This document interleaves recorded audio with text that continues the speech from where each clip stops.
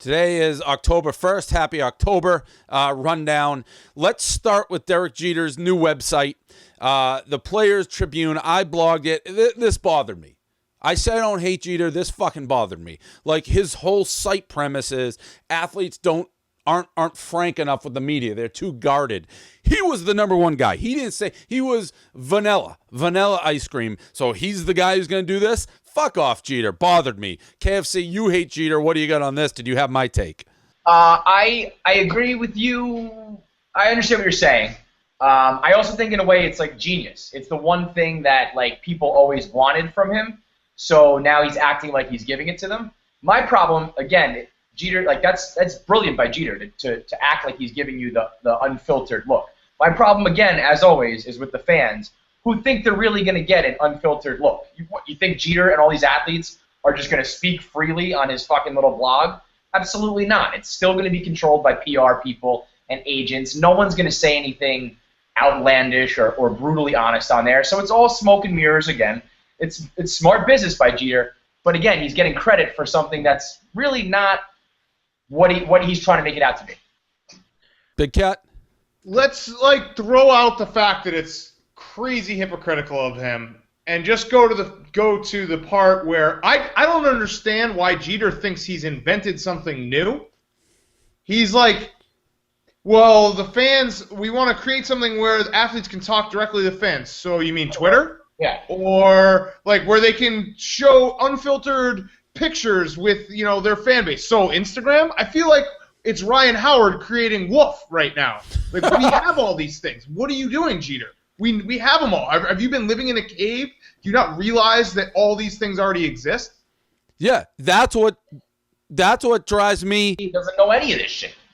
That's what drives me bananas about it. That's what I'm saying. It's like, Jeter, you could have done fucking any of this shit. You chose not to. You had Facebook messages and a lot of athletes like Kobe.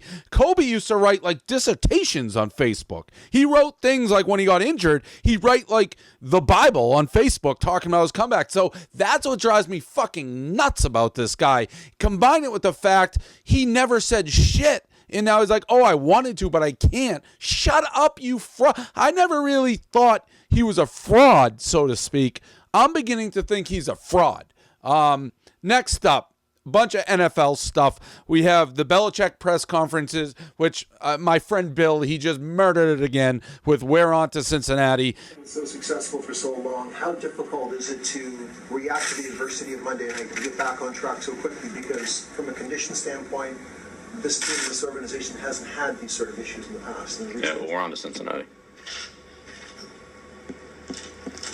Bill, do you think, you mentioned Tom's age at the draft. We're on to Cincinnati. What do you think having a 37-year-old? We're on to Cincinnati.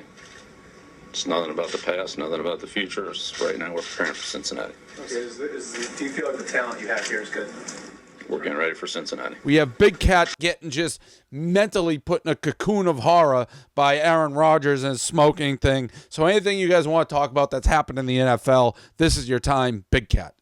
The Belichick, he's like a comedy tour at this point. And I actually think, I don't know about the actual like beat writers in Boston, but like from a national perspective, I think people like appreciate it. Like the writers even appreciate it now because it's so over the top and ridiculous. He's like such a dick, and he really won't tell him anything that it's hilarious. Aaron Rodgers, my analogy I feel like was pretty spot on. I feel like I've been bullied by Aaron Rodgers, and then he just walked by and he was like, "Hey, Big Cat, sweet shirt." And I was like, is he being sarcastic right now? I don't know what's going on. The whole smoking is a tribute to Jay Cutler or internet memes, and he beats us all the time, and he's having fun with it, and it's just like, I don't know what to do. I've never had someone have more real estate in my brain than Aaron Rodgers currently has in mine. KFC.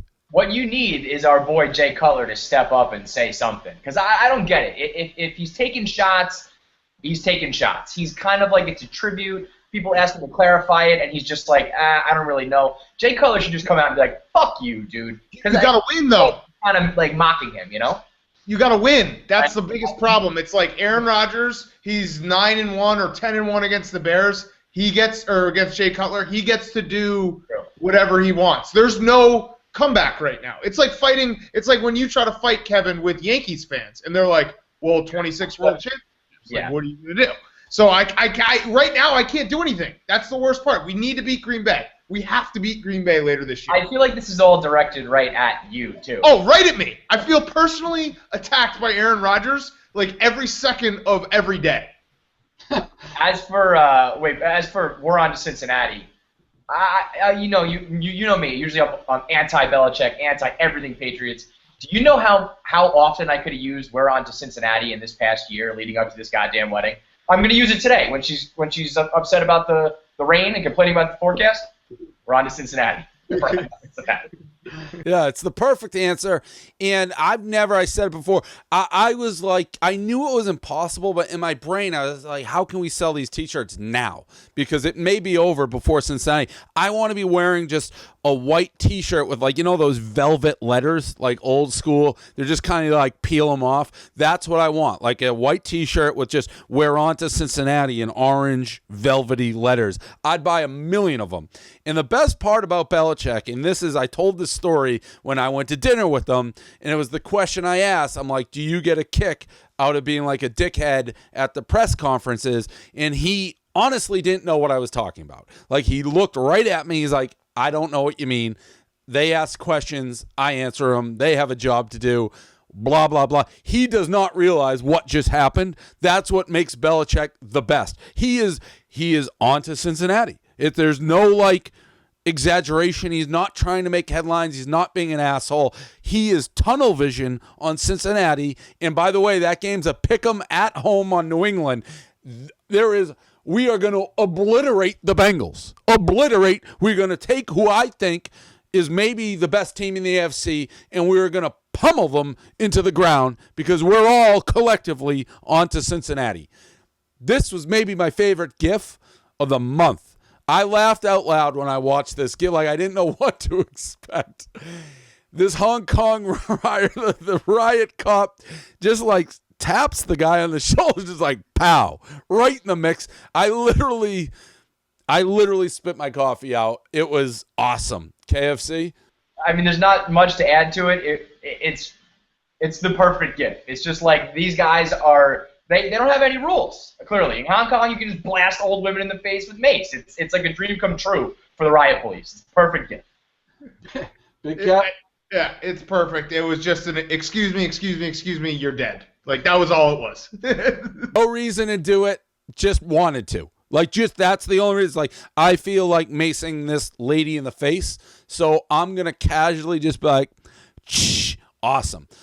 This story was wacko. We got some ginger lady who I guess got pulled over or something, and they thought they found meth in her car. She says, no, it's SpaghettiOs. They throw her in jail. She has to go to, like, rehab or something. It's a drug program, so it should have been 2 days in jail, but she didn't follow the orders. Ends up getting arrested and thrown in jail for a month. At the end of the whole thing, it turns out it's really SpaghettiOs. So she spent a month in jail for having SpaghettiOs in her car. Big Cat, what do you got here? All right, so this is kind of similar to yesterday's we need the pre-crime. She didn't actually do meth. She's not actually on drugs. But if you're eating cold SpaghettiOs out of a can in your car, you're eventually going to be a meth head. So it's like, this was actually good that we got this out of the system, did a little rehab, did a little jail time. It was happening anyway. KFC? 100% true. That's the exact right take. SpaghettiOs is straight up poor people shit. If you're eating that at any point really over the age of like 8 or 9, I know Trent said he's going to eat it till he's like 45, that Iowa hick. But if you're like over the age of 8 or 9, you're eating them, period, especially in your car, you're probably a meth head or you're on your way to be one. I disagree with that. I don't eat SpaghettiOs anymore, but if Renee bought them, I'd eat them. Like, I have no problem with warm SpaghettiOs. I think warm SpaghettiOs is great. My thing with this story, and it makes you, how do you not, I just like to believe that if it really was SpaghettiOs, you just like keep racking your tin cup against the rails in jail till somebody's like, no, they're fucking SpaghettiOs. Do you just at some point give up and be like, that's it? I'm in jail for a month over SpaghettiOs. I just don't know how you actually, like, does she have no friends, no nothing? Like, it's SpaghettiOs. You can't be in jail for a month for SpaghettiOs. I disagree. I think cold SpaghettiOs in your car, like that in itself is almost worthy of a jail sentence. Can you imagine? It's like a Shawshank situation, though. Like you have a meeting with the warden, and you're screaming, like, it was fucking SpaghettiOs, and they just throw you back in the hole for another month. Right. Yeah, it's insane. This story, I mean, it's national news now. I can't get anywhere. It's chaos at Michigan. Fire Brandon! Fire Brandon! Fire Brandon! They're holding rallies to get rid of the AD. Brady Hoke is, I don't know. My issue with it, I mean, it's my school. I'm embarrassed to be there. My thing is I don't give a fuck about the kid with the concussion. I throw him the fuck back out there. We got nobody else. We just stink. People are right now, in my mind, for Michigan, confusing the fact that we stink at football with everything else that's going on. And the AD, I don't know what the AD has to do with this, to be totally honest. They don't like the AD because he did that Coke promotion, which is chintzy, 2 Cokes for fine.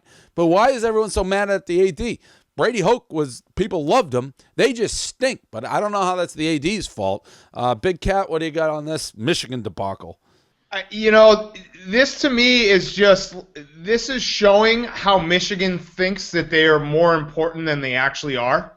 And they think that, like, there's some dynasty football. They won a few national titles before they let black people play. And, they all wear that shirt in the big house with how many wins they have. And now they're like, oh, I can't believe we're selling Cokes for the big house and this and we suck and that. You guys have sucked for a decade now. This is not new. You guys stink. You keep saying, like, oh, we're playing, we stink. No shit. You've stunk for a while. This isn't new. Brady Hoke stinks. Rich Rod stunk. You should never have gotten, you did the same thing to Lloyd Carr, didn't you? Didn't they run him out of town? Michigan thinks they are some, like, big-time powerhouse Alabama, Texas, USC school. Well, They're Texas not. stinks. Well, Texas does stink, but you're not. Oh, all right. Well, here's the thing. Michigan is one of those schools. If you were, you would have had Jim Harbaugh yesterday. No, that's not always true. We're one of those schools, and we'll get a big coach, and we'll be back. We are one of those schools. That's why guys like you, just as much as you get so mad because it's, even though we stink, like, we're still more relevant than Wisconsin, and that bothers you. It would bother me too if I was a Wisconsin guy. It's like, you guys have been pretty good, but all anyone wants to talk about is Michigan. We're the lead story on Sports Center. You turn on the website, what's Prez doing about Michigan? What's going at Michigan? What's Michigan? That's all anyone talks about, and I get it. It would bother me. I don't want to be talking about us for these reasons either, but the fact of the matter is Michigan matters. It matters. This is why it doesn't bother me, because the only thing that Michigan matters in is everything that's not on the football field. Everything you're talking about has nothing to do with the product on the field. Wisconsin matters on the field. They actually play good football. Michigan matters in the fact that people like you walk around thinking that Michigan matters, so you talk about it. You have rallies, you're on Sports Center, you're talking about Michigan men and all this fucking mumbo-jumbo, and you stink. But I didn't put it on Sports Center or the other thing. You probably have nightmares at night with Aaron Rodgers wearing, like, a winged helmet, and he's walking around just like, I admit, it's bad to be in the news for the reason we are, but anybody who says Michigan's not one of the most storied, if not the most storied football program in the country is dreaming. That's why it's national news. That's why when you go to a local pizza shop or a local, you get your coffee, everyone's like, what's going to happen with Michigan? Just like you are. And it's disgusting, but Michigan matters. Michigan matters. Put that on a t-shirt. Michigan matters. Maybe I will. Do you have anything, KFC, on this? I wish we could get some of the Hong Kong cops during those rallies, those protests, because those fucking phonies, if Michigan was good, nobody would say a word. Nobody cares about that kid and his concussion. They should, but they don't. It's all about them losing. If they were winning, it would cure everything, and nobody would care about Brady Hoke or the AD or that kid's concussion. So get out of here with that phony shit. And I'll say it, the thing that bothers, I was on Hoke's, of all the shit, it's Brady Hoke still saying we're in the race for the Big Ten. That's the one that drives me crazy. That's Michigan delusion. It's not Michigan, Duluth. That's what causes people to have a riot in the street to get rid of this guy. But you know what, Big Cat? You probably are tuning in on your little transistor radio, be like, I wonder what Michigan's talking about now. That's what you do. And again, it's just, there's no way to Wisconsin has Michigan inferiority. 95% of the people there probably applied to both schools, didn't get into Michigan. They go and they're like they're throwing little rocks at the Michigan statue. And I admit, we aren't good right now. So just let it go and stop being so possessed about Michigan. I hate Ohio State as well, but at least Ohio State is relevant on the field, and at least they recruit. Michigan can't fucking recruit. When's the last time you guys recruited? But that's my point. It's like, that's why you hate it. You know we're still Michigan. We're still Michigan. You're not. It's like a made-up mythology that is like it has no. It's not. Why is the lead story on SportsCenter this whole week? Because people get a fucking hard-on when you talk about concussions. It literally makes the sports media's dick grow 1,000 inches when you say concussion and football in the same sentence. It was already, though, we were the lead story before that when it was just Brady Hoke. We were the lead story. You're missing the point. You think it's because it's Michigan. This has so much to do with the misdiagnosis of a concussion and the whole social conversation about concussions in football and how we're not protecting our brains and people are dying and this and that. Michigan thinks that it's because it's Michigan. In reality, it's because it's concussion. But we were the lead news the week before. We were after we lost to Utah. We were the week before we were the lead story. Yeah, we were. This wasn't happening like this. No, it wasn't. Yeah, it was. No. It's half the concussion, but Michigan people are a lot like Notre Dame people, where like the product on the field sucked forever, but they talk and they bang their fucking drums so loud that you can't ignore them because you can't even. You know what? I agree about Notre Dame, but you can't even knock Notre Dame anymore because at least they've had some winning seasons recently. Okay, but that's fine. But when Notre Dame stunk, you couldn't say they aren't a storied program. We're storied. Notre Dame. Yeah, Notre Dame's more storied than Michigan. I mean, we have more. We taught Notre Dame how to play football. When we didn't let black people play, we won like. If I had a nickel for every time you do that, we didn't let black people play line, I'd be like a fucking millionaire. That's like your go-to line. You can't get through your head. You guys won 1 million games when you were playing fucking 4-on-4 with leather helmets. We won a national champion. We won the national title when I was there. You shared it. Well, there's a lot of sharing going on. Listen, if you go to Wisconsin, there's probably everyone in the dorms have their little dartboards with Michigan. You have Michigan envy. That's all I'm going to say. Michigan will always matter. Next up, we have the Royals fan who took I missed him. I saw him when Feidelberg retweeted him. Just great baseball game, by the way. One of the better baseball games you'll ever see. And then I posted this morning this Orioles fan at the Orioles pep rally with he murdered the dance floor. So who is your favorite guy here, Royals fan or the Orioles pep rally guy, Big Cat? I like the Royals fan. He's just like so his look. Just kind of encapsulated the Royals. It looked like he hadn't been alive. Like they pulled him out from underneath a rock, like a rock that was sitting there since 1985, and they're like, okay, well we're back now, so here you go, and just put him into the stadium, and there he was.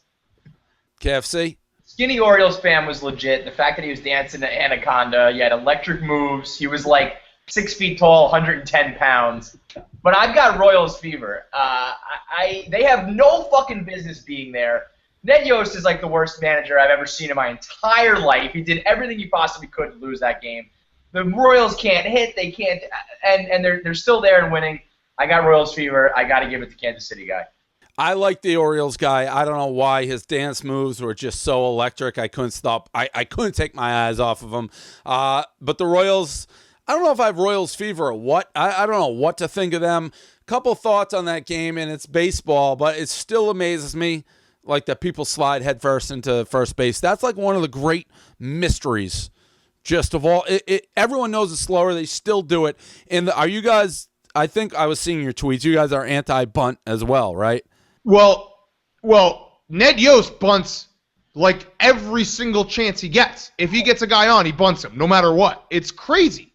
He doesn't understand that you're just giving up outs over and over and over. And him taking out James Shields, who, if you have a problem with Clayton Kershaw, the fact that James Shields' nickname is Big Game James and he fucking stinks all the time in the big game is unbelievable. How did that happen? Yeah. If I was the GM of that game, of the Royals, I would have fired him in the middle of that game for bringing him. That was, I honestly think, in my lifetime, the stupidest managerial decision I've ever seen in my life. To put in a starter who threw like 80 pitches 2 days ago. What the fuck was that?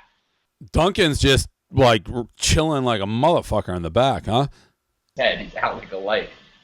But yeah, Ned Yost is something else. He's like he every single advancement they've made in baseball and analytics, he just doesn't listen to. I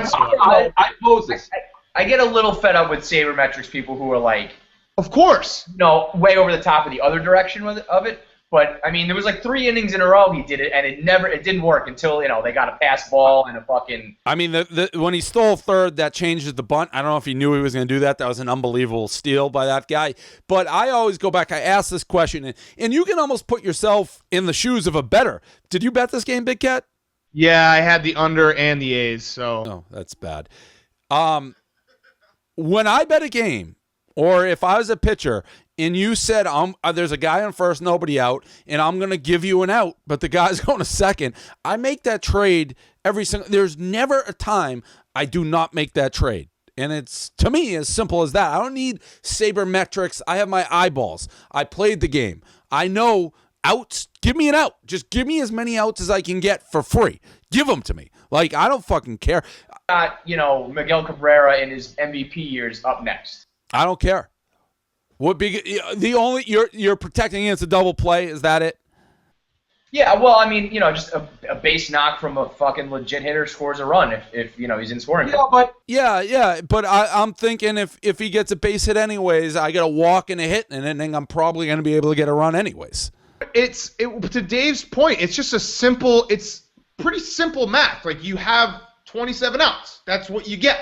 You want to use all of them as well as you can, and Ned Yost is just handing them over like it's fucking, chiclets or something. He's just like, here you go, have some outs. And it's like math too. It's like you have 3 outs an inning, even if the guy doesn't advance. 2 outs, no bunt. If a guy hits a double, you score. You score from first on a double. It's a whole new at bat. I've seen it a million times. With 2 outs, the runner's going. You score from. Give me another shot. Like, I don't like the idea of I have 2 at bats to get 1 hit. I do not like that. I have no problem with bunting. Man on second, nobody out, get him to third. I'm fine with that. That play I like. But I don't like just going into second. Right. All right. Next up. A couple, this KFCU blog this late, they have threesomes with a couple $30,000 sex dolls. Yeah. Risk or And then safer. Yeah. No emotional entanglement. Terry is always ready. Oh, yeah. Yes, which is why I'm saying that He has 3 different parts. Three different parts. Yes. Wouldn't that be good? Has there ever been any degree of jealousy between you towards Terry or you towards Bianca or any of the other girls? Always. Maybe, we could sometimes. I feel like I'm kind of up to speed on the sex doll game from my AVN trip. What do you got on this, KFC? I've blogged so many threesome stories over the years on Barstool New York where they all go horribly south because someone gets jealous, someone gets attached. You can't do it with your girlfriend and pull it off. Do it with some sex dolls. There's no emotion involved. You fucking stab a sex doll or light it on fire. You're not going to jail like you do with a human. So I'm down for it. I don't know about spending $30,000 on the dolls, but it's the safer way to pull off a threesome with your girlfriend. Big Cat? You must have just posted this because I missed this, but I guess I have one question for you, Dave, because you, like you said, have been in the sex doll game. Is it like a 1-for-1 trade? Like if you get a sex doll for $100 versus a sex doll for $1,000, can you notice the difference? Is it okay? So then, yeah, I mean, if you're gonna have threesomes with a sex doll, you might as well save some money up and get the best one possible. Yeah. I mean, I will say I saw a very high-end sex doll, and I was, like, not impressed. Like, I didn't get hard. I wasn't like, oh, my God, I want to hook up with this sex doll. So I think you got to be pretty fucked up to, like, have sex. Like, I would. Listen, there's nothing I'd love in the world for me to be, like, attracted to a sex doll. That would be, like, the best thing. It would be so easy. Like, I actually, like, want to fuck this sex doll. Oh, people are really, like, super attracted to the doll. No, but it didn't even feel. It wasn't like I didn't touch it and, like, feel like skin, and it did nothing for me. That would be weird if I don't think anyone out there looks at a sex doll and is like, oh, man, I got to get her number. Ever heard of, like, China, dude? Well, that's different. I'm not talking about China. China, they fuck pillows and shit. They dropped $30,000 on the doll. You better be physically attracted to that shit if you're dropping that much. They are. I think they're like boyfriend, girlfriend. Like they're propping them up like they're real people. I don't know. Sex doll, schmex doll. I didn't think they were that great looking. I was gonna say I don't get the sex doll thing. I think you got to be an absolute lunatic to like. You're a little.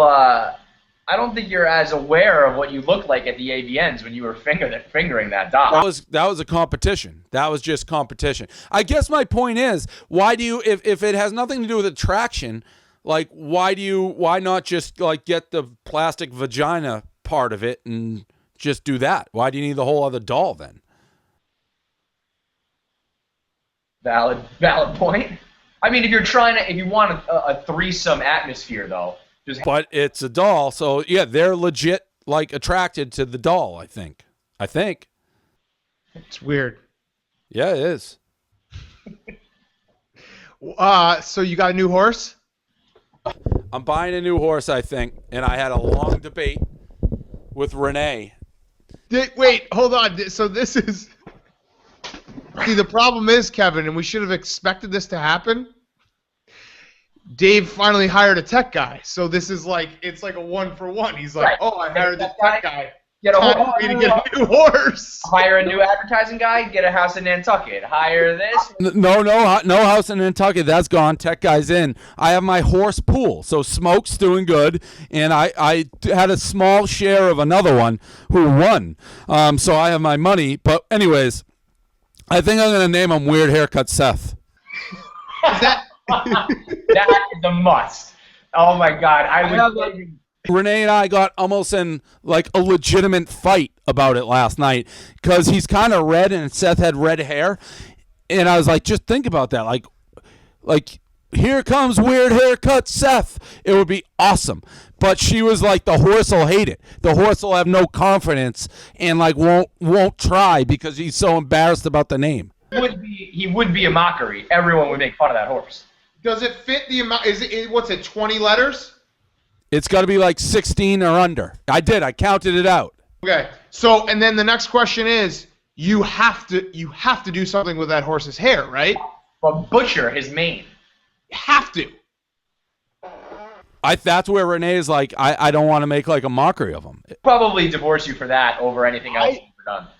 I actually think it's a good name. I think even people outside of Barstool would be like, look at fucking Weird Haircut Seth.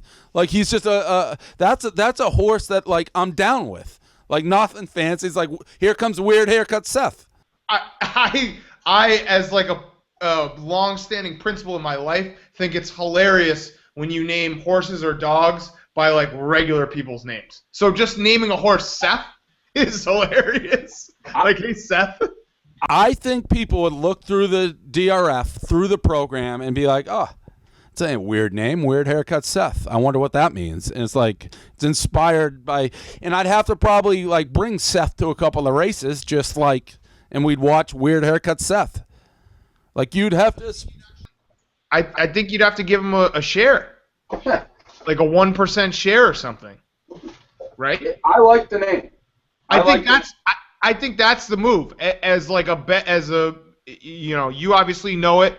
There's such a thing as the gambling gods, and there's betting karma. I think if you want to have this horse be successful, you have to give Seth like a 0.01% share in this. Do you think honestly, do you think that's a good name for a horse or no? Yes, I think it's a great name, but I'm telling you, if you're going to do it, and you want to keep away from the bad juju that Renee's talking about, you let Seth have a small, like a sliver of a percentage of the ownership. Like 0.001, like $100 worth of the ownership, just so he's there. He can say he owns Weird Haircut Seth can say he owns Weird Haircut Seth. Let's just stop buying horses. Let's just not spend money on horses at all. We can just joke about this, and we don't have to drop tons of Barstool cash into fucking. No, we're into the marketing of my horses now. Oh, this is a business expense. This is going to benefit all of us. I see. I'm going to disagree with you, Kevin, in the fact that Dave said his other horse made money to buy this horse. So if we can just keep making money, I feel like in 3 or 4 years we're all going to have horses. Yeah, sure. Everyone's got horses. And we'll open up like Barstool, Idaho, and Barstool, Montana. Buy horses on horses, and all very viable, normal places. Yeah. Come December, when it comes to raise talks, I might actually just ask for a horse. I have another question. Switching subjects. What do you this Ebola? Like, did you see the thing I blogged? There's only been 3,000 deaths in Africa. What the fuck are we even talking about? Who cares? 3,000. Like Hank said, I think 3,000 people died from drinking water in Africa.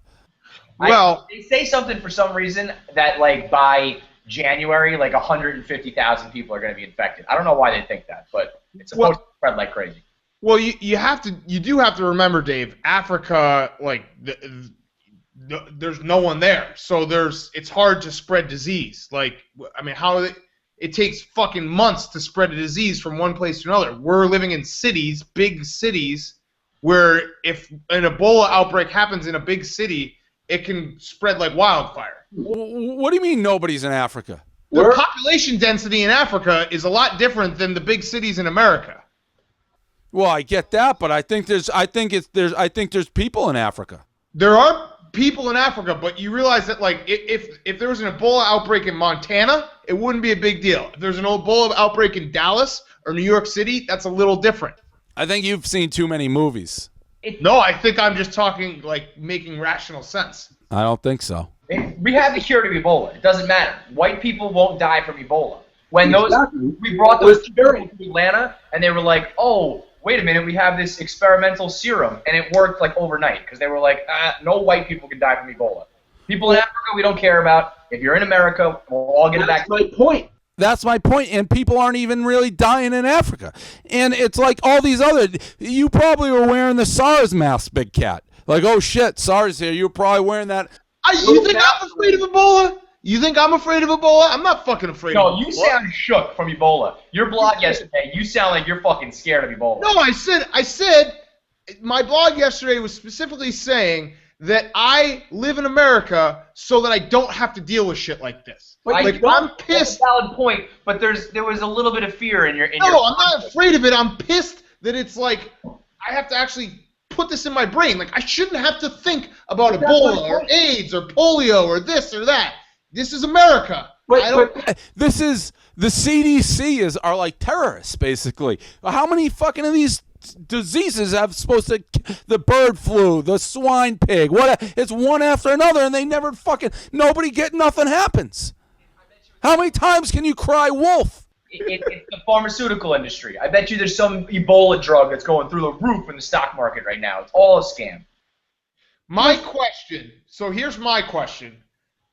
If you get Ebola, how long does it take you to recover? If I got Ebola tomorrow. I think it's like the fucking flu.